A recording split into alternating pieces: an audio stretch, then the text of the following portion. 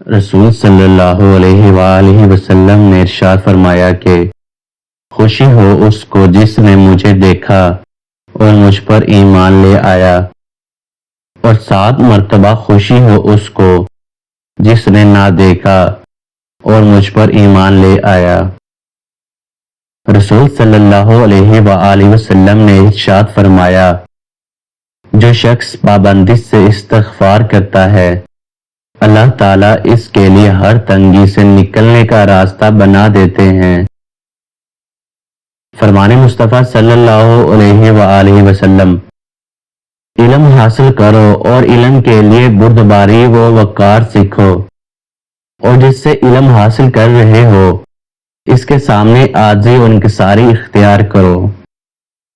نبی کریم صلی اللہ علیہ وآلہ وسلم نے فرمایا، جو شخص دنیا میں دوغلا ہوگا تو روز قیامت اس کی زبان آگ کی ہوگی۔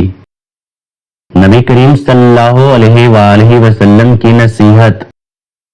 رسول صلی اللہ علیہ وآلہ وسلم نے فرمایا، تم کسی کی کمزوریوں کی تلاش میں نہ رہا کرو اور جاسوسوں کی طرح کسی کے عیب معلوم کرنے کی کوشش بھی نہ کرو۔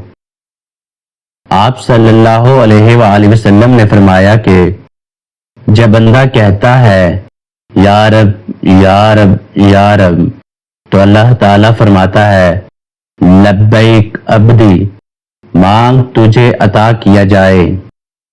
رسول صلی اللہ علیہ وآلہ وسلم نے فرمایا، اللہ نے تم پر ماں کی نافرمانی حرام قرار دی ہے اور والدین کے حقوق نہ دینا اور ناحق ان سے مطالبات کرنا بھی حرام قرار دیا ہے۔